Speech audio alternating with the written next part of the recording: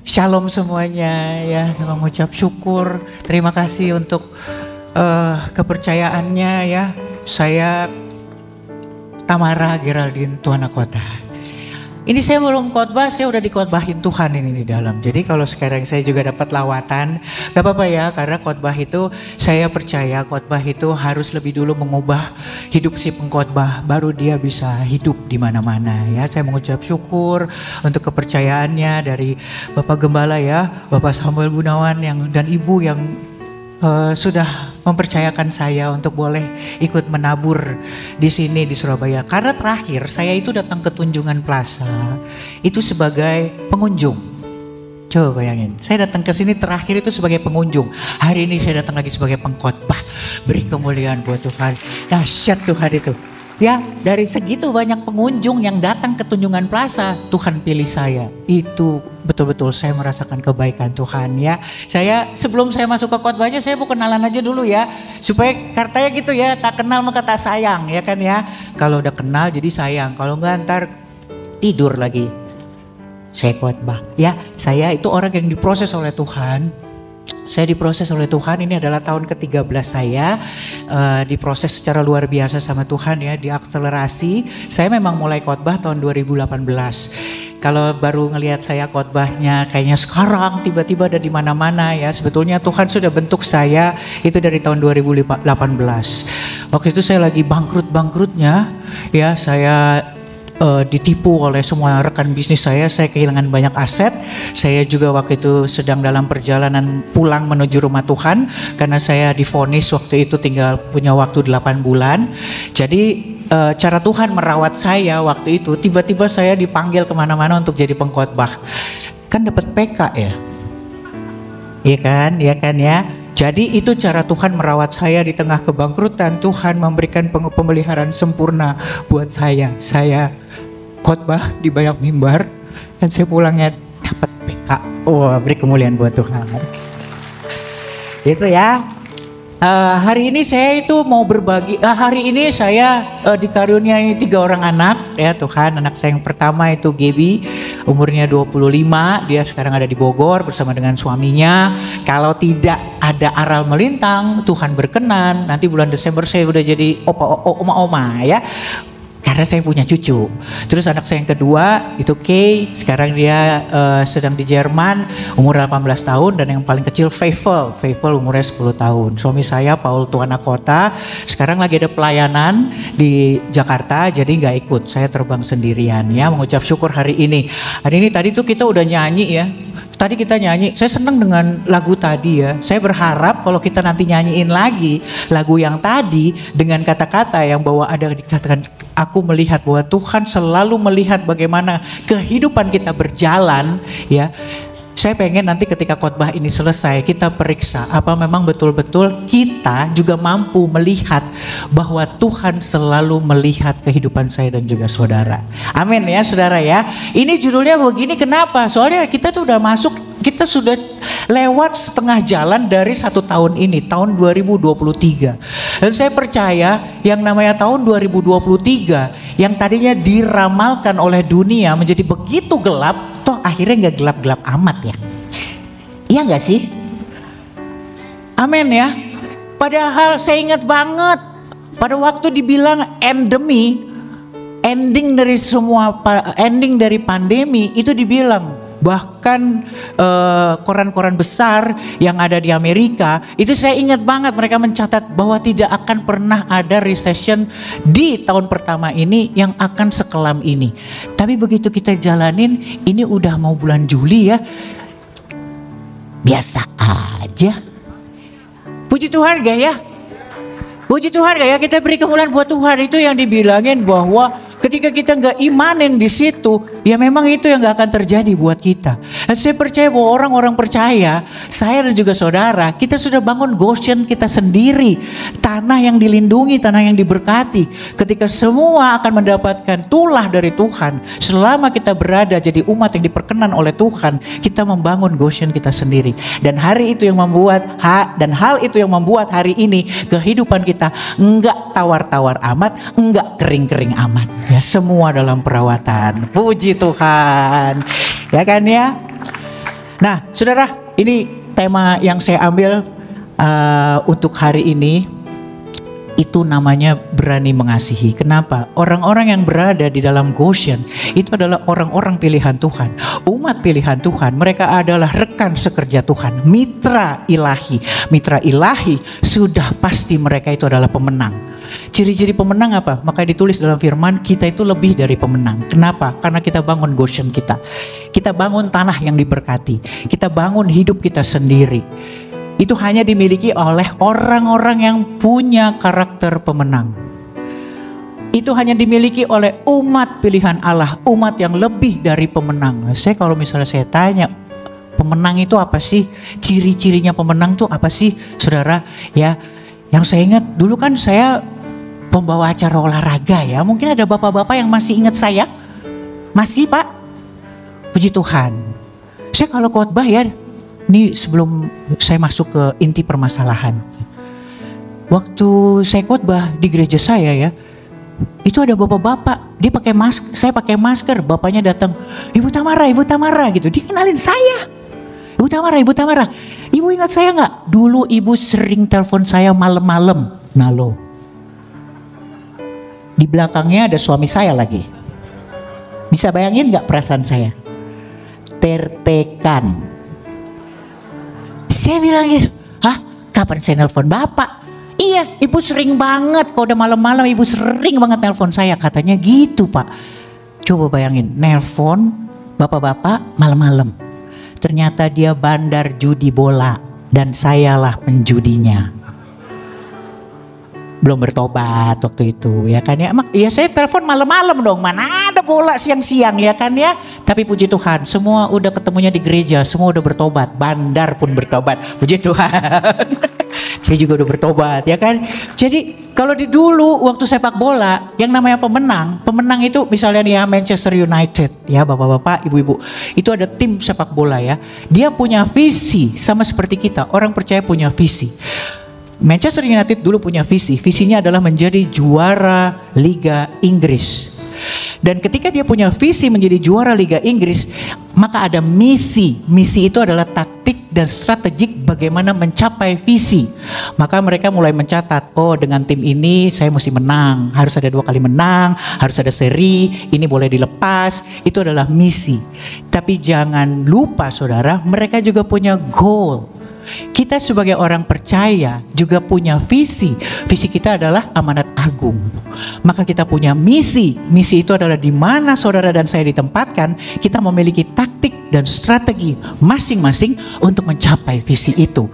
Tapi saudara, itu tidak akan tercapai apabila saya dan saudara tidak menghitung selisih goal tiap hari.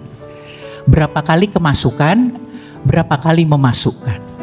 Nah goal itu setelah khotbah ini saya berharap kita punya goal masing-masing. Goal itu dari rumah saudara dan saya sendiri. Itu gak perlu nunggu Bapak Gembala. Itu gak perlu nunggu fasilitas dan program gereja. Orang-orang yang tidak menghitung berapa kali dia kebobolan, berapa kali dia memasukkan, itu gak mungkin punya mental pemenang hari ini. Ya saudara ya. Siapa yang hari ini siap untuk dipanggil Tuhan nanti malam? Apa ini? Nah, kenapa saudara? Kenapa? Karena kita nggak ngecek selisih gol kita.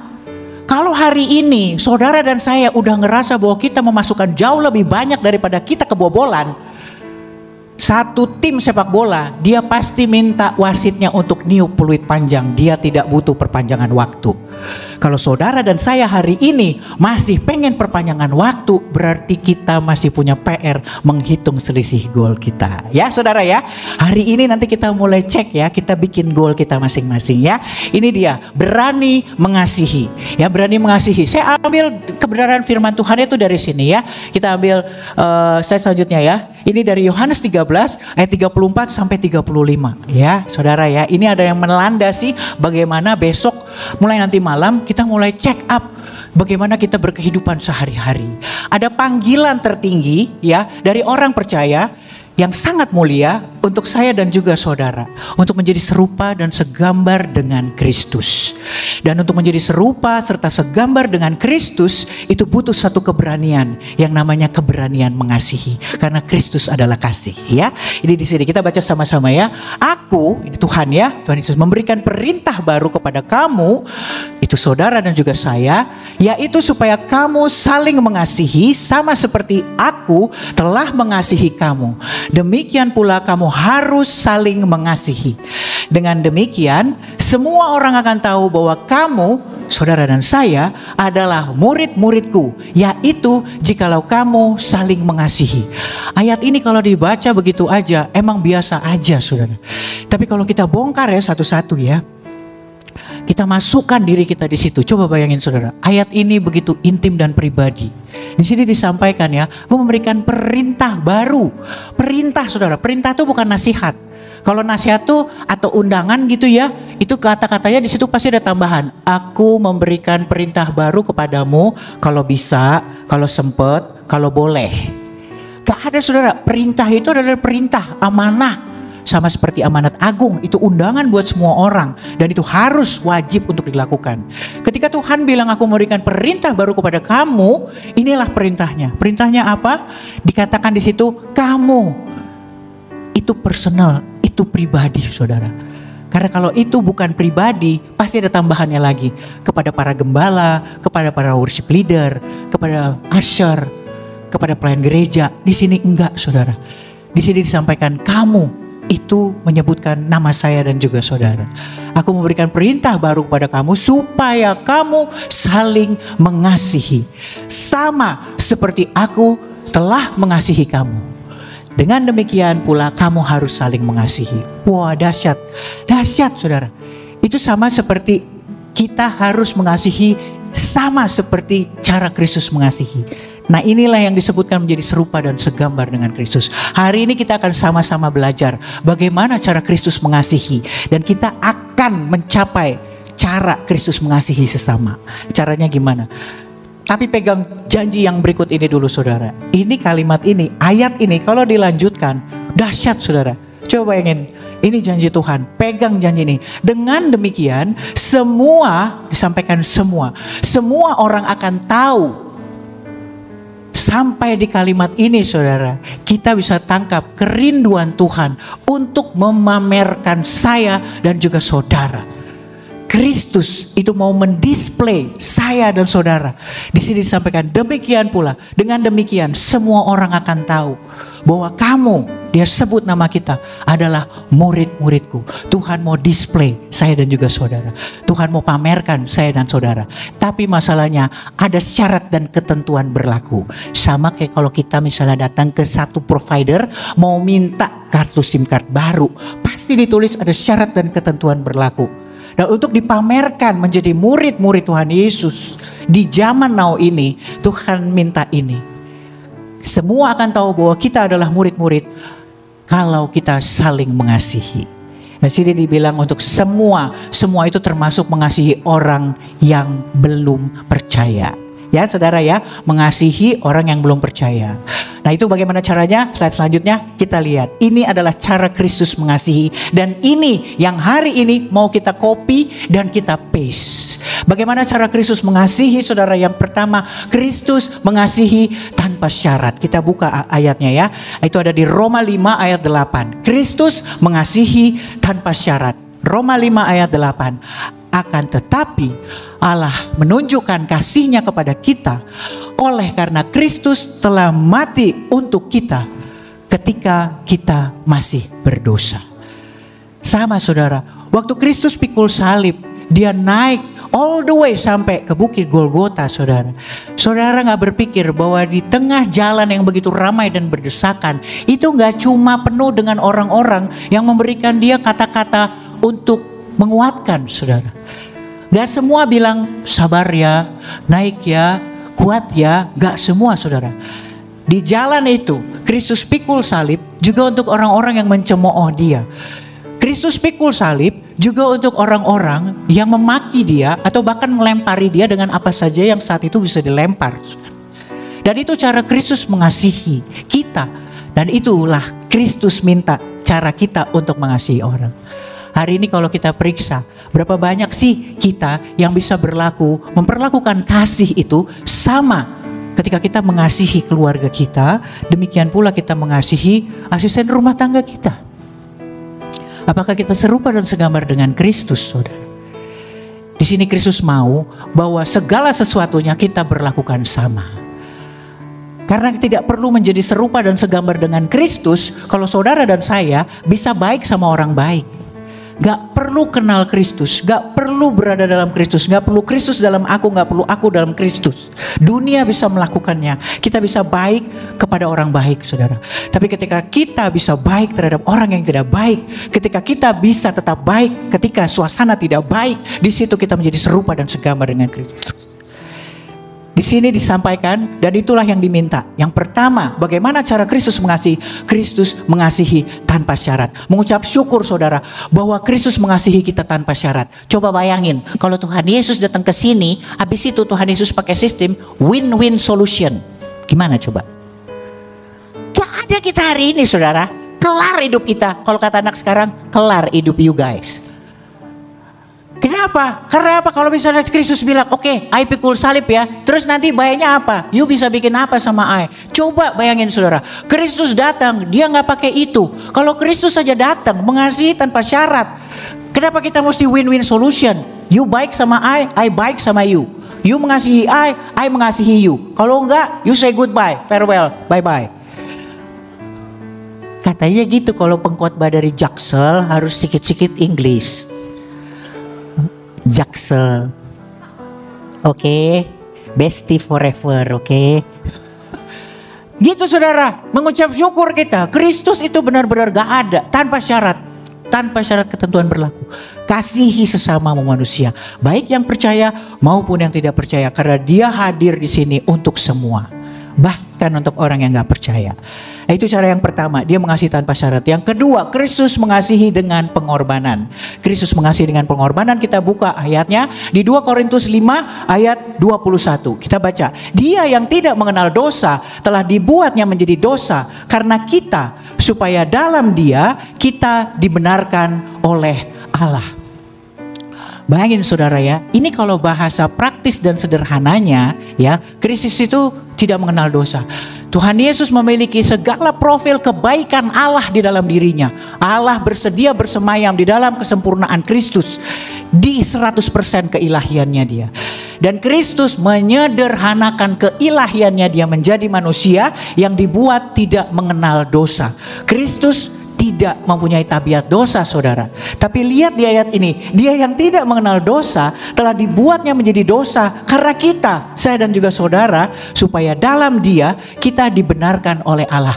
Itu pengorbanan. Bagaimana cara Kristus mengasihi?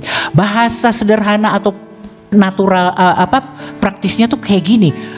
Pasti semua pernah, saya juga pernah soalnya. Dulu saya paling seneng ngomongnya kayak gini. Udah jangan bawa-bawa gue kagak mau ikut campur. Ada yang belum pernah ngomong gitu? Ketika ada masalah, kita kadang-kadang bilang gitu. Jangan bawa-bawa saya gak mau ikut campur. Coba lihat di sini saudara. Kristus bukan hanya dilibatkan untuk ikut campur dalam urusan dosa saya dan juga saudara. Dia justru dibikin jadi campurannya saudara. Bayangkan, disitulah nilai pengorbanan 100% dari Allah yang begitu terbuka hatinya buat saya dan juga saudara. Dan hari ini Tuhan juga mau menjadi serupa dan segambar dengan Kristus adalah memiliki hati yang begitu lapang dan terbuka untuk semua orang. Dahsyat kita ya, kita punya Allah yang dahsyat, maka kita juga akan dahsyat bersama Dia. Ini adalah yang kedua, bagaimana cara kita mengasihi. Yang pertama tanpa syarat, yang kedua harus ada nilai pengorbanan. Saudara tidak hanya berkorban buat orang lain saudara. Ketika Tuhan panggil saudara, kemudian saudara, ini seperti saya, ini saya combine aja dengan kesaksian ya. Ketika saya dipanggil oleh Tuhan, ditarik oleh Tuhan ya dari kehidupan saya bilang harus ada pengorbanan, bahkan dari diri saya sendiri. Saya korbankan semuanya. Korbanin saudara, ketika Kristus panggil saudara, apapun bahkan kesenanganmu berikan sama Tuhan. Tuhan mau lihat bagaimana cara kita mengasihi Dia. Saya berusaha menunjukkan bagaimana saya mengasihi Tuhan. Jadi kalau Tuhan sekarang mau bentuk apa suka-suka Tuhan, meskipun mungkin saya gak suka, saya kasih aja. Karena itu cara saya menunjukkan bahwa kita bisa melakukan pengorbanan buat Tuhan. Ya, saya kalau ada pilihan hari ini saya nggak mau khotbah loh. Tuhan ada cara pelayanan yang lebih gampang nggak gitu, misalnya bagi-bagi sembako gitu kan. Dulu kan saya udah melakukan itu, enak loh saudara gitu ya. Sekarang Tuhan bilang, bukan kamu yang memilih aku yang memilih kamu. Khotbah kamu sana. Nah itu ada harga yang mesti dibayar saudara. Harganya apa? Saya mesti sekolah teologi saudara. Saya ini orang yang gak suka sekolah. Saya dulu benar, kemarin saya baru lulus master teologi tanggal 5. Terpuji nama Tuhan. Waduh, saya bilang sama Tuhan, nangis-nangis, saya ngerjain makalah saya nangis, semua saya nangis. Saya sampai sekarang masih trauma sama yang namanya Ibrani, Yunani, saya masih trauma saudara. Tapi ini karena Tuhan yang suruh. Dulu waktu saya sekolah, saya itu julukannya, untung saya nggak imanin ya, dari kepala sekolah dan wali kelas, anak setan dunia akhirat. Itu julukan saya zaman dulu, saking saya nggak suka sekolah. Tapi ketika Tuhan akhirnya bilang, kamu harus sekolah. Kenapa? Karena saya adalah bagian dari amanat agung. Jadikan semua murid. Saya gak bisa memuridkan kalau saya gak punya karakter murid. Dan Tuhan bilang sekolah kamu. Dan itu cara Tuhan melindungi saya hari ini. Saya bukan sekedar artis yang bertobat. Kalau saya khotbah kata Tuhan, harus ada landasan teologis. Sekolah kamu, katanya gitu. Nangis-nangis saya sebenarnya di sekolah. Tapi ya udahlah gak apa-apa. Gelar saya ini sudah membuat 4 ratu disco bertobat Pak. 2 lulus teologi Pak, ratu disco itu. Kenapa? Karena mereka bilang, wah lu masih mikirin disco, itu si Tamara udah sekolah mulu loh, tobat dikit lagi kiamat gitu. Jadi saya bilang sama Tuhan, kalau dengan sekolah aja, meskipun saya nangis-nangis, saya bisa bikin tempat-tempat maksiat tutup. Jangankan S3 Tuhan, jadikan saya Samsung sampai S22 kan sekarang, ya kan? Ya kan, ya kan? Gitu. Itu saudara, jadi semua tuh ada harga yang mesti dibayar. Saya gak suka saudara sebenarnya. Tapi kalau itu memang kesukaan Tuhan, itulah pengorbanan. Itu cara saya mengasihi. Bagaimana saya mengasihi. Gak usah sampai mati. Tapi paling gak ya nangis-nangis saya nikmatin sama Tuhan. Dan hari ini ketika itu saya lakukan ya bayar harga. Saudara tahu gak, nilai saya gak ada yang B. Semua A. Itu saya tahu banget itu Tuhan yang ngerjain, bukan saya, gitu ya. Jadi itu bagaimana cara pengorbanan. Saudara dan saya hari ini bisa melakukan pengorbanan dengan praktis dan sehari-hari. Kalau Tuhan suruh ini, lakukan itu saudara. Itu namanya bayar harga. Hari itu adalah cara kita mengekspresikan bagaimana kita mengasihi Tuhan. Yang pertama tadi tanpa syarat, kedua dengan pengorbanan, yang ketiga harus selalu mengasihi dengan pengampunan. Pengampunan. Kita baca ayatnya ya, Efesus 4 ayat 32. Kita buka Alkitab ya. Tetapi hendaklah kamu ramah seorang terhadap yang lain, penuh kasih mesra dan saling mengampuni sebagaimana Allah di dalam Kristus telah mengampuni kamu. Hubungan kita sama Tuhan saudara memiliki satu landasan. Landasannya itu apa saudara? Landasannya itu pengampunan. Hari ini kita gak punya hubungan sama Tuhan kalau kita itu gak diampunin saudara. Jadi bagaimana cara Kristus untuk mengasihi dan bagaimana cara kita untuk bisa mengekspresikan kasih Kristus kepada banyak orang, itu lewat pengampunan saudara. Kita harus melepas pengampunan. Dan ketika seseorang, saya dan juga saudara melepas pengampunan, itu yang memerdekakan saudara. Ketika Tuhan Yesus disalib, dia melepaskan pengampunan, kemudian ada kemerdekaan. Tuhan bilang sudah selesai. Kalau hari ini kita masih ngerasa gak merdeka saudara, berarti mungkin ada sesuatu yang kita gak lepasin. Itu pengampunan. Lepaskan pengampunan hari ini saudara. Kita baca ya tadi Efesus 4 ayat 32. Di situ disampaikan bahwa ketika Kristus itu memberikan, kita baca sekali lagi ya, memberikan pengampunan. Disitulah kita bisa mengampuni sebagaimana Allah di dalam Kristus telah mengampuni kamu. Kalau Tuhan itu bisa mengampuni, rasanya kita bisa juga mengampuni. Dan yang berikutnya adalah ketika selesai dengan pengampunan, yang terakhir adalah hukum kekal. Bagaimana cara Kristus, slide selanjutnya. Bagaimana cara Kristus mengampuni? Kristus mengampuni tanpa perubahan ya, dengan perbuatan. Slide sebelumnya. Ya, kasih Allah tidak berubah. Di Roma 8 ayat 38 sampai 39. Ini hukum kekekalan. Disebutkan di sini bahwa kasih Allah itu gak berubah. Dari perjanjian lama bagaimana dia cara mengasihi, dia berurusan dengan nabi-nabi dan orang-orang pada masa itu, umat Israel pada saat itu, kasihnya tidak berubah. Di perjanjian baru bahkan di zaman now, saudara. Kita baca Roma 8 ayat 38 sampai 39. Kita buka Roma 8 ayat 38. Sebab aku yakin bahwa baik maut maupun hidup, baik malaikat-malaikat maupun pemerintah-pemerintah, baik yang ada sekarang maupun yang akan datang, atau kuasa-kuasa, baik yang di atas maupun yang di bawah, ataupun sesuatu makhluk lain, tidak akan dapat memisahkan kita dari kasih Allah yang ada dalam Kristus Yesus Tuhan kita. Saudara, kalau lihat di sini ya, di ayat ini sebenarnya Tuhan sudah sampaikan bahwa gak ada yang lebih buruk, gak ada yang sangat buruk, drama yang begitu buruk yang bisa memisahkan saya dan juga saudara dari kasih Kristus. Tapi lihat di ayat ini, kuasa apapun, baik yang ada di atas maupun yang ada di bawah, apakah itu penguasa sekarang atau penguasa nanti, bahkan para malaikat, saudara, tidak bisa mendistract atau mengalihkan kasih Tuhan dengan kita. Saudara bayangin, kalau sekarang ada orang-orang yang sedang diproses, itu gak sanggup untuk mengalihkan impartasi surga dalam diri saudara dan juga saya. Jadi kalau sekarang ada yang gak diproses dengan harta, seharusnya itu pun gak bisa mengalihkan hubungan kita yang manis sama Tuhan. Karena apa saudara? Berkat itu sebetulnya yang udah lewat. Saudara dan saya diberkati dengan segala sesuatu yang sudah lewat. Yang hari ini ada, kekayaan, kesehatan, apapun itu ujian iman saudara. Itu ujian iman. Mengucap syukur untuk yang masih diproses hari ini. Karena Tuhan memberikan satu media rohani untuk kita melatih otot-otot kita saudara. Untuk nyender sama dia. Dan saya juga mau ingatkan untuk semuanya. Ketika hari ini begitu luar biasa, begitu istimewa. Kelihatannya Allah bekerja, ada musim penghujan di dalam rumah Anda. Saudara, pastikan itu ujian iman tidak mengalihkan. Karena Tuhan bilang di sini, malaikat atau apapun sebaiknya tidak mengalihkan segala sesuatu kasih yang ada di dalam diri saya dan juga saudara. Dan kasih itu harusnya keluar saudara. Jadi kita sudah belajar bagaimana cara Kristus mengasihi ya saudara. Dia agape ya, tidak memandang, dia tanpa syarat. Yang kedua dia memiliki pengorbanan. Yang ketiga dia pengampunan. Yang keempat dia tidak berubah. Ada hukum kekekalan dalam kasih Kristus. Nah bagaimana cara kita sekarang aplikasinya? Kalau dulu ya, waktu saya jadi jemaat, ikan ya, saya selalu bilang gini, khotbah harus landing. Kita udah tahu. Terus nanti kalau kita pulang, gimana cara sehari-harinya, gitu kan ya? Iya kan ya?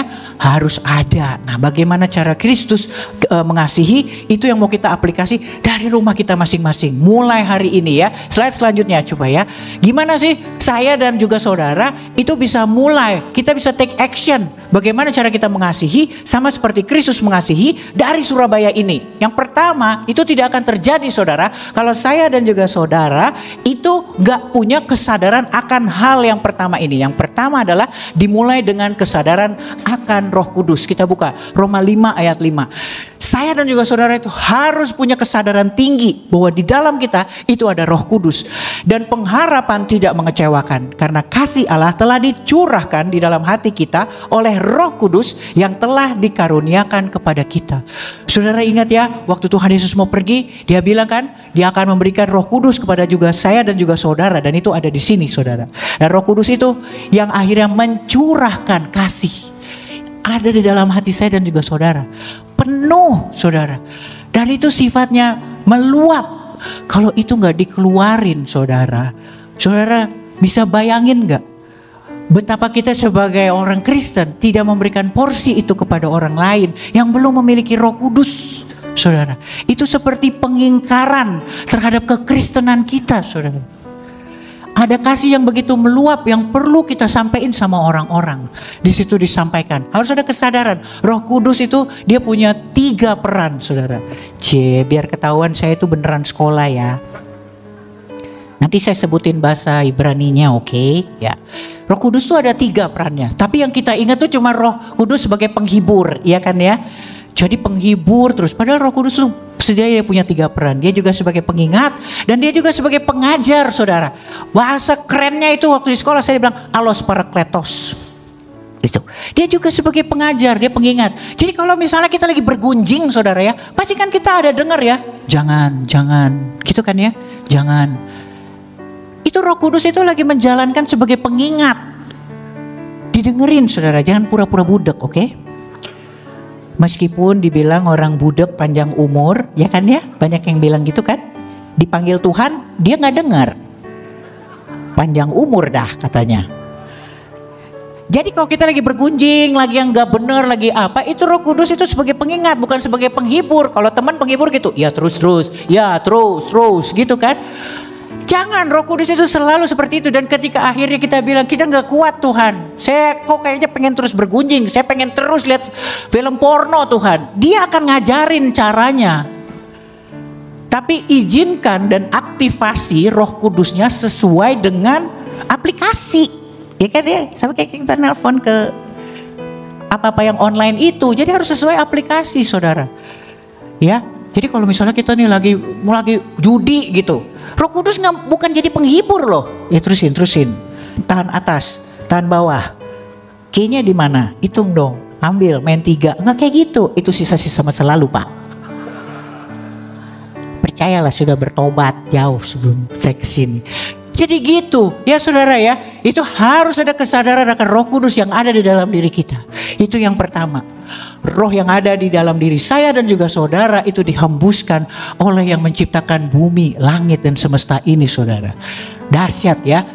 Roh yang ada di dalam sini, roh saya dan juga saudara itu menyaksikan gunung-gunung ditanam, saudara.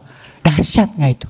Ya, diaktifasi, saudara. Kita itu powerful. Yang kedua, gimana cara kita bisa saling mengasihi setelah kita sadar dengan Roh Kudus? Yang kedua, tidak memandang muka. Tidak memandang muka. Di sini ditulis dalam firman ya. Yang pertama di Yakobus 2 ayat 8 sampai 9. Wah, ini kalau misalnya dibaca ya ntar malam. Wah, saya pertama kali baca ini saya geringgingan sendiri. Kenapa? Gentar saya. Akan tetapi jikalau kamu menjalankan hukum utama yang tadi ya, yang tertulis dalam kitab suci, hukumnya adalah hukum kasih, saudara ya. Kasihilah sesamamu manusia seperti dirimu sendiri, kamu berbuat baik.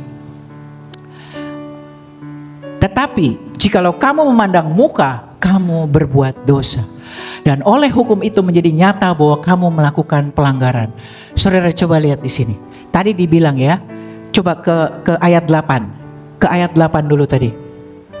Akan tetapi jikalau kamu menjalankan hukum utama yang tertulis dalam kitab suci, kasihilah sesama manusia seperti dirimu sendiri, kamu berbuat baik. Kalau saudara dan saya hari ini mengasihi sesama kita, mengasihi anak kita, mengasihi saudara kita, sepupu kita, ayah kita, ibu kita, orang-orang yang baik sama kita, coba di sini disebut apa? Kita, saya dan saudara, kamu berbuat baik. Berbuat baik, saudara. Tapi lihat di ayat 9.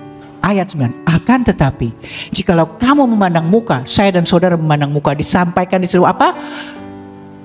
Dosa, saudara. Coba bayangin, mengasihi tapi pilih-pilih, hitungannya udah dosa. Dan oleh hukum kasih itu sudah menjadi nyata bahwa saya dan juga saudara melakukan pelanggaran. Ayat ini menggentarkan, saudara. Percuma kalau kita mengasihi tapi kita pilih-pilih, karena jatuhnya ya ini, kita berbuat dosa. Ya saudara ya, jadi mulai besok kita berbuat baik, kita mengabarkan hal baik, itu gak cuma buat orang-orang yang baik, saudara. Tadi kalau kita lihat di sini ya, kan semua mengangkat tangan ya, Yesus Raja segala raja, berkati kiri kanan. Coba bilang ke kanan kiri sekarang, Tuhan berkati gitu. Tuhan berkati, kanan kiri Tuhan berkati ya, Tuhan berkati itu oke. Si saudara gak usah nurut sama saya, gak usah berkatin sebelahnya, itu pasti sebelahnya juga tahu kalau saudara memberkati mereka. Yang minta diberkati itu di luar, saudara. Coba saya bilang ini, siapa yang percaya bahwa Yesus adalah Raja di atas segala raja? Wah, gak usah angkat tangan, gak usah jawab saya, semua percaya. Yang gak percaya di luar, saudara. Mereka cuma bilang katanya Raja di atas segala raja. Pasukannya gue kagak pernah lihat. Pasukannya gak kehitung, gak pernah ada. Saudara kalau gak memandang muka, saudara gak cuma memberkati kiri kanan kita, gak cuma tumpang tangan di atas kepala anak-anak kita. Tapi itu tuh kasir-kasir Yang ada di Tunjungan Plaza. Mulai ntar kan pada makan siang di sini, oke? Nanti kalau kasirnya misalnya bilang terima kasih, jangan bilang sama-sama, ya. Jangan bilang Tuhan berkati. Bisa? Bisa ya? Ya, kita tunjukin bahwa pasukan kita itu raja di atas segala raja. Dengan hal praktis dan sederhana. Dulu waktu saya itu lagi sakit ya, saya coba bilang sama Tuhan kayak gini, Tuhan kita bayan, oke, bayan ya gitu. Gimana caranya supaya orang-orang itu tahu bahwa saya anak Tuhan, bukan anak setan dunia akhirat, saya bilang gitu. Ibaratnya ini satu pabrik besar, percuma bapaknya punya pabrik tapi gak ada yang kenal kalau saya anaknya yang punya pabrik. Iya kan? Jadi saya bilang Tuhan paling enggak saya lagi sakit waktu itu, gini aja deh Tuhan, saya akan berkatin orang ya, saya akan tunjukin identitas saya paling enggak 3 orang setiap hari. Kalau saya nggak ngasih tahu sama orang dalam satu hari itu 3 orang, berarti saya kebobolan. Kalau besoknya lagi saya nggak kerjain, berarti kebobolan lagi. Besoknya nggak ngerjain lagi, kebobolan lagi. Jadi saya perlu memastikan bahwa setiap hari itu saya bikin goal. Nah, satu hari saudara, saya udah begitu lemas, saya pulang ke rumah, saya baru ngomong sama 2 orang, tukang parkir sama tukang WC. Tapi saya udah ada di rumah, saya udah males keluar lagi, badan saya udah sakit. Tuhan kasih saya akal, katanya gini, pesen makanan online. Oh iya benar, terus saya telepon kan, saya pesen makanan, gitu dia datang, saya ambil, makasih Mbak, Tuhan berkati, beres, 3, selesai. Saya bilang gitu, praktis. Pokoknya saya nggak mau kebobolan hari itu. Tapi saudara tahu apa? 3 hari kemudian dia bawa tukang nasi goreng ke rumah saya. Terus dia bilang gini, ibu pendeta, gitu. Bertobat juga baru, dibilang ibu pendeta. Terjadi sesuai imannya ya. Terus dia bilang kayak gini, Bu, ibu kan Kirsten katanya gitu. Iya suka-suka deh, saya bilang gitu. Ibu kan Kirsten. Nih, dia nih kayaknya mesti didoain sama ibu. Saya gak bisa doain dia soalnya. Udah lu doain ya gitu. Itu saudara, saya kan bingung ya. Hah? Saya bilang, oke duduk aja di sini. Saya juga gak mau malu-maluin bapak saya dong ya. Udah dijelas-jelas dia bilang Kirsten. Oke, tunggu dulu ya. Baik-baik di sini. Saya naik ke atas saudara, ke kamar saya. Saya buka Alkitab. Gimana Tuhan cara berdoa nih? Paling gampang kan Mazmur ya kan. Mazmur 23 lagi. Dan saya mantan MC ya waktu itu, gampang apalin gitu. Udah saya turun lagi saudara, saya bilang gini, oke kita berdoa, Tuhan adalah gembalaku dan gembalamu juga. Kalau ia membaringkan aku di padang rumput hijau, ia pun akan membaringkan kamu ke air yang tenang. Saya ngomong gitu, saya ngomong kayak gitu sama dia. Begitu amin, langsung itu tukang ngomong gini, tuh kan gue bilang juga apa, adem kan doanya gitu. Puji Tuhan, mereka pulang saudara. Tapi hari itu saya gemeteran. Saya mulai baca Alkitab tiap hari. Masa kalau 2 hari lagi dia bawa tukang somai, saya Mazmur 23 lagi? Enggak bisa. Jadi saudara, bahkan dengan motivasi sekonyol apapun, Tuhan pasti kembalikan saya dan juga saudara untuk satu tujuannya dia saudara. Tapi kita tuh benar-benar harus kendor aja. Otot kita itu mau rileks untuk dibentuk sama Tuhan. Itu saudara. Emang dia gak bawa tukang somai, tapi sampai hari ini saudara, saya itu baca kitab itu pasti 2 pasal 1 hari. Dan itu saya udah gak tahu, akhirnya saya selesai baca Alkitab. Itu caranya Tuhan. Nah itu bagaimana cara saya mengecek gol. Makanya hari ini, kalau saya mau dipanggil Tuhan, saya tahu, saya udah menang banyak. Kalau ada peluit panjang ntar malam, saya orang paling bahagia saudara. Bertobat baru 13 tahun, hidup dalam dosa puluhan tahun. Kalau dipanggil nanti malam, itu kan asik banget. Puji Tuhan ya. Itu, jadi jangan memandang muka saudara. Besok berkatin ya, nanti berkatin ya. Bilang Tuhan berkati.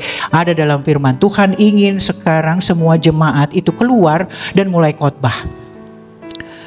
Suami saya nanya gini, khotbah apa yang paling buruk? Katanya kayak gitu ya, khotbah paling buruk. Khotbah paling buruk saya bilang khotbahnya Yunus.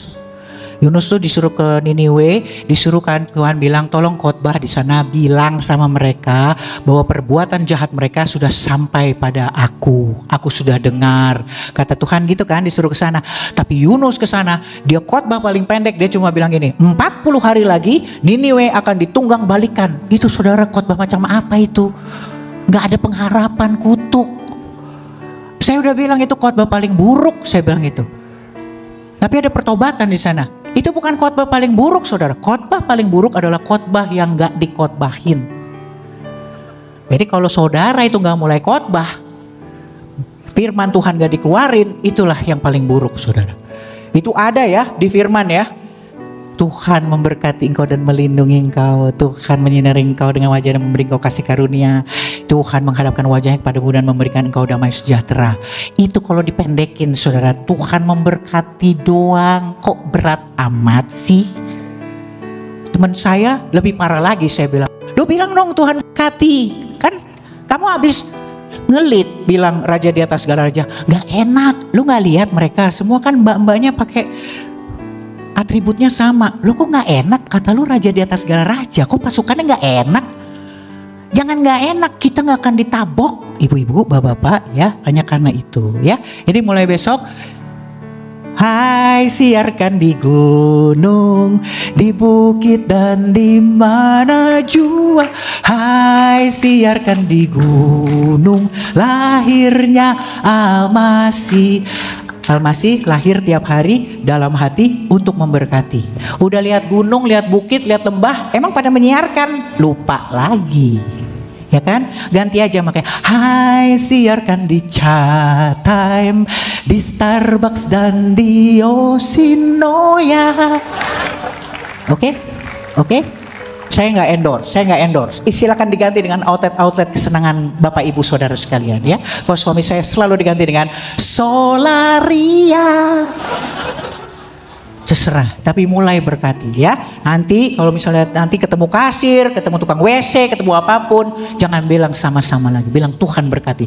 Tunjukin pasukan kita lengkap. Ya, tunjukin.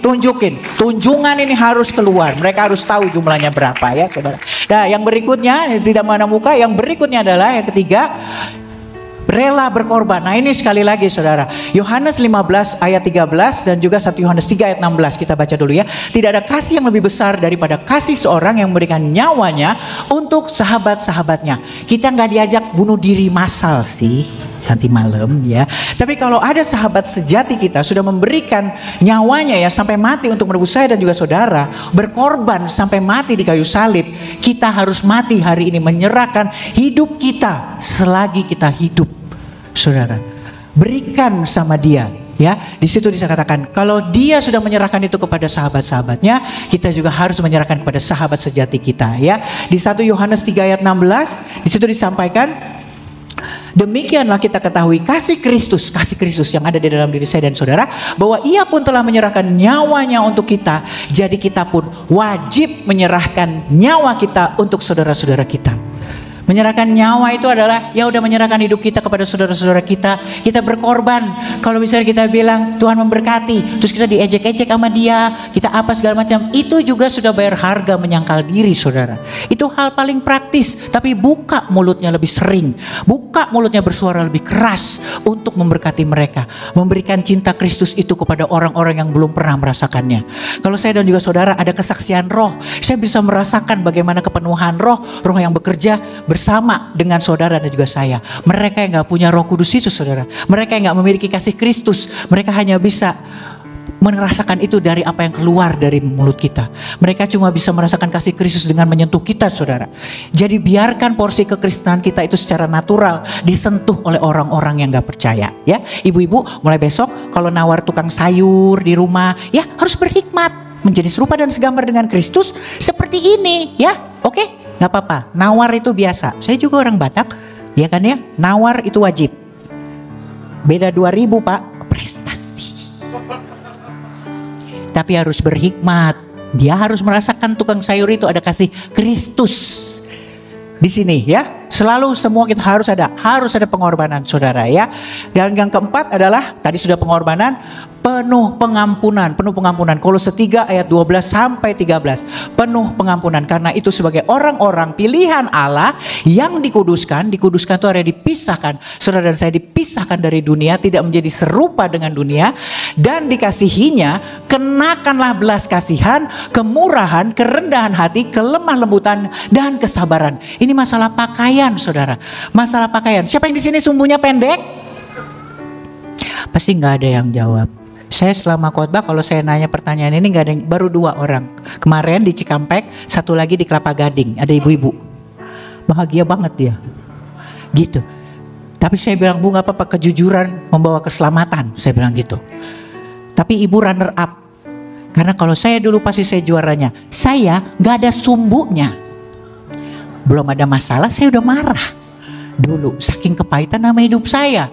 Nah, di sini Tuhan bilang, kalau kita mau ya, itu dia, ini masalah pakaian, kemurahan, belas kasihan, kerendahan hati, itu seperti Tuhan menyediakan pakaian dari mulai ujung rambut sampai ke kaki. Jadi kalau hari ini kita kira-kira, kenapa ya hari ini saya kurang panjang sabar, saya nggak lemah lembut, berarti mungkin ada pakaian yang nggak kita pakai. Di situ kita bisa langsung bilang, Tuhan kuasai, aku nggak lengkap hari ini. Aku nggak lengkap Tuhan, jadi aku sulit untuk mengampuni. Harus ada pengampunan saudara. Mengampuni itu yang pertama adalah harus satu paket ya saudara ya. Mengampuni itu harus to forgive and to forget.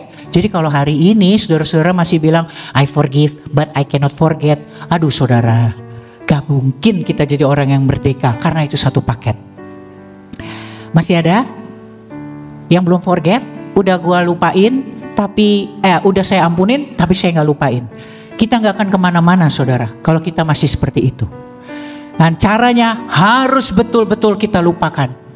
Kita nggak akan bisa ingat sama luka dan lubang yang ada di dalam tubuh Kristus, kalau kita masih fokus sama lecet-lecet dan biru-biru yang ada di badan kita saudara. Lepaskan pengampunan dengan tidak mengingat-ingat. Ini doa Bapa kami ya saudara. Ampunilah kami seperti kami mengampuni yang bersalah kepada kami. Gitu ya. Terus kalau Tuhan tanya, gimana caramu mengampuni Tamara? Saya berdoa, ampunilah aku seperti aku mengampuni yang bersalah kepadaku. Terus Tuhan tanya, seperti apa? Forgive sih, tapi gak forget. Berarti saya minta Tuhan juga gitu. Forgive me, but don't forget, oke? Mau saudara? Enggak kan? Hati-hati sama doa Bapa kami loh. Waktu Tuhan tanya juga saya sama saudara, kalau kita masih ungkit-ungkit, kita minta hal yang sama. Tuhan mengampuni kita dengan masih ngingat-ngingat. Jangan saudara. Kita harus lupain saudara. Dan cara melupakan itu gampang saudara. Tahu gak caranya gimana? Jangan diingat. Iya kan? Gampang. Gampang. Jangan diingat. Sekarang saya mau tanya saudara, siapa yang masih hafal Pancasila? Ingat ya, semua kan ya. Sekarang saya mau tanya lagi sama saudara, siapa yang hafal butir-butir P4? Garis-garis besar haluan negara. Pembukaan Undang-Undang 45. Undang-Undang 45-nya. Gak ada kan? Kenapa? Karena saudara gak ngulang-ngulang. Kepanjangan. Gak penting menurut saudara, iya gak? Tapi kalau kita ngampunin, sebenarnya yang harus kita ingat adalah pengampunan yang terjadi di Bukit Kalvari. Tapi yang kita ulang-ulang adalah pengampunan kita yang receh-receh doang. Iya kan? Gue denger lu udah baikan sama dia, lu udah ampunin dia ya? Terus kita langsung cerita, iya lu gak lihat kan suaminya stroke, kesian anaknya masih kecil-kecil, ya udah gue ampunin aja. Udah datang lagi fellowship ya kan ya, ketemu sama ibu-ibu, sis gue denger lu udah baikan, lu udah ngampunin dia, ya ampun baik banget loh. Iya lu gak lihat suaminya kan stroke, udah gitu anaknya masih kecil, kesian, gue gak tega lihat mukanya. Ulang lagi, ntar pulang di grup WhatsApp, gue denger kalian udah bayan ya, lu ngampunin dia akhirnya. Iya, lu gak tahu suaminya kan stroke. Ulang aja terus sampai Tuhan Yesus menjemput di awan-awan. Gimana mau lupa? Kalau ampunin aja, jangan terpancing saudara, jangan diulang-ulang. Itu yang membuat kita gak bisa move on. Seolah-olah pengampunan kita sama orang lain itu gede banget, seluruh dunia harus tahu. Itu butir-butir P4. Nah sekarang saya tanya sama saudara, menurut saudara gak penting, kepanjangan, ngapain diulang? Terus yang harus diulang itu yang mana saudara? Hari ini kita belajar bagaimana cara Kristus mengampuni itu saudara. To forgive and to forget. Doa Bapa kami, ampuni saya Tuhan seperti saya mengampuni orang lain. I forgive them and I forget. Bisa itu kita lakukan ya saudara ya. Dan yang berikutnya yang kelima mengasihi dengan perbuatan. Wah, ini yang tadi saya bilang tadi ya, mengasihi dengan perbuatan. 1 Yohanes 3 ayat 17 sampai 18. Saya sepertinya sudah memasuki injury time. Ya kan? Saya tahu ada kode-kode gini tuh. Gini nih adu penalti nih. Wah. Satu kali, barang siapa mempunyai harta duniawi dan melihat saudara yang menderita kekurangan, tetapi menutup pintu hatinya terhadap saudaranya itu, bagaimanakah kasih Allah dapat tetap di dalam dirinya? Saudara, ini dibilang kasih yang ada di dalam diri saya dan juga saudara itu meluap, saudara. Itu banyak, saudara. Itu pengingkaran terhadap kekristenan kita. Kalau kita nggak kasih, kalau kita nggak bagi, saudara. Tuhan itu lebih dari rindu untuk menggenapi janji-janjinya atas diri saya dan juga saudara. Asal apa, saudara? Asal harta kita ya, yang duniawi, itu kita berikan pada yang membutuhkan. Termasuk juga apa yang kita miliki di dalam, saudara. Di sana itu, di luar itu kekeringan. Kalau saudara dan saya itu nggak bagi, saudara, itu sungguh satu kekejian yang kita tahan-tahan hari ini. Jadi dari semuanya saya mau, sebelum saya tutup ya, ini hanya ada yang saya mesti garis bawahi. Bagaimana cara Kristus mengasihi, dan itu yang dia minta untuk kita sama-sama mengasihi. Itu ada 4, saudara. Kasih yang tanpa syarat, agape, kemudian memiliki nilai pengorbanan, pengampunan, dan sifatnya kekal. Kekal itu sama, saudara, rata, saudara, dahulu, sekarang, dan juga selama-lamanya. Dan ada tips bagi orang percaya, orang-orang sederhana seperti saya dan juga ibu-ibu, bapak-bapak, saudara terkasih dalam Yesus. Ini tidak akan pernah terjadi. Kalau apa? Yang pertama, stepnya, saudara, adalah melayani. Melayani. Kita memutuskan hari ini siapa yang mau kita ladenin. Melayanin itu kan artinya ngeladenin ya. Ya kan ya? Kita harus putusin, saudara, hari ini siapa yang sungguh-sungguh kita ladenin, siapa yang kita layanin. Kita jadi jangan ke sini, ke kiri, ke kanan. Kita harus full time, saudara. Di dalam kehidupan sehari-hari pun kita harus full time. Jangan part time, sebentar tobat, sebentar kumat kayak saya zaman dulu. Tobat, kumat, tobat, kumat. Iblis saya tersinggung sama saya, saudara. Ini anak ya, gue tinggal bentar tobat. Ntar gue di sini kumat. Iblis juga kadang-kadang bete loh sama kita, saudara ya. Orang kita lagi pergi, sorry ya gue hilaf, gue lagi kesetanan. Saudara pikir iblis gak ngomong gini, enak aja lu, orang gue lagi kagak ada di situ, lu bawa-bawa gue. Ya kan? Ini intermezzo lagi. Saudara pikir waktu Adam, waktu Hawa ngasih buah ke Adam, menurut saudara ularnya ada atau gak ada? Ada. Ada yang jawab gak ada? Gak ngaruh. Mau ada kek, mau gak ada kek. Udah nancep. Iblis itu juga gak bilang makan gak. Ular kan gak bilang makan gak, kalau gak gua patok. Enggak. Itu juga iblis hari ini, saudara. Dia gak ngancem, tapi dia udah nancep. Makanya doa Bapa kami sekali lagi, lepaskanlah kami dari yang jahat. Yang jahat itu pikiran, saudara.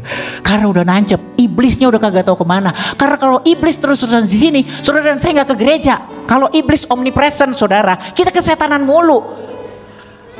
Jadi jangan salahin iblis juga. Iblis itu udah gak ada. Tapi dia udah nancep. Maka doa Bapa kami, lepaskan dari yang jahat. Yang jahat itu pikiran, saudara.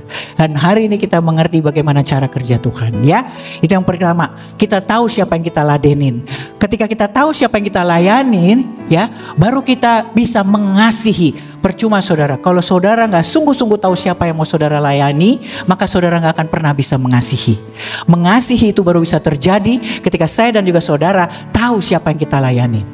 Dan yang berikutnya, ketika kita tahu siapa yang kita kasihi, kita mengasihi dengan sepenuh hati, saudara pasti akan setia berjalan beriringan, bahkan di segala musim, musim hujan maupun musim kemarau, saudara. Beri kemuliaan buat Tuhan. Saya sudah melihat adu penalti di depan mata.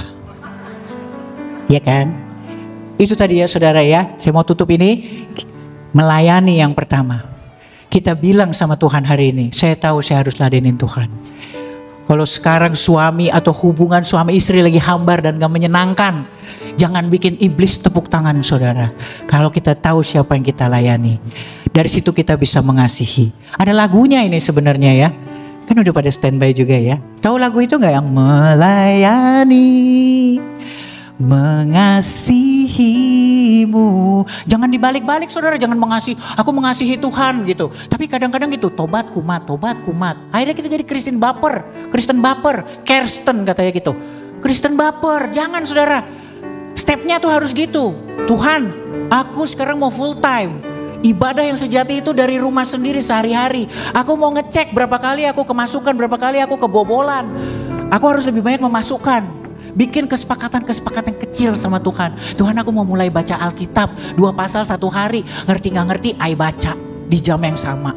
Kalau hari ini saya baca, besok enggak, besok baca, besoknya enggak. Berarti hari ini saya gak menang. Karena saya banyak kebobolan. Bikin hal-hal kecil, praktis dan sederhana saudara. Baru kita sampai ke amanat agung. Baru kita nyampe di visi kita. Saudara gak perlu pusing-pusing. Saya bilang sama Tuhan waktu itu, Tuhan kalau Tuhan gak suka saya di dunia entertainment, Tuhan gak suka saya jadi MC. Kalau gitu Tuhan tolong kasih saya pekerjaan yang Tuhan senang. Hari ini saudara, Tuhan gak kasih pekerjaan buat saya. Tuhan kasih perkenanan saudara. Jangan limitin Tuhan saudara. Cek goal kita dari tempat kita sendiri, dari tempat kita masing-masing dengan apa yang kita miliki saudara. Ya itu pertama, itu cara paling praktis untuk nunjukin sama Tuhan. Hari ini saya tahu secara full time 24 jam sehari, 7 hari seminggu, saya adalah orang yang ngelayani Tuhan. Dari situ Tuhan bisa kita kasih lihat bagaimana cara kita mengasihi. Dan ketika kita sudah sampai di step mengasihi, kita akan berjalan beriringan. Meski pada saat itu seluruh dunia bilang Tuhan sedang tidak bekerja buat saya dan juga buat saudara. Tapi percaya saudara, Dia selalu bekerja. Dan segala sesuatu hari ini mendatangkan hal baik. Lagu ini sebenarnya ingetin kita 3 step, jangan dibolak-balik. Pertama melayani, kedua mengasihi, baru kita bisa mengiring. Janji Tuhan itu selalu tepat saudara. Tapi janji itu sepaket dengan perintah saudara. Ada janji saudara ke dealer mobil, beli mobil berhadiah AC. Saudara gak bisa ke dealer mobil terus minta AC. Saudara harus beli mobil. Bilang sama Tuhan, janjimu aku pegang Tuhan. Tapi perintahnya apa? Give me a job. Perintahnya apa? Jangan cuma pegang janji gak usah diurusin saudara. Tuhan gak mau ngutang buat saya dan juga saudara. Semua berkat jasmani dan rohani di Efesus sudah dikatakan. Efesus 1 ayat 3. Semua sudah lunas. Tapi yang terpenting adalah itu saudara. Tanya perintahnya.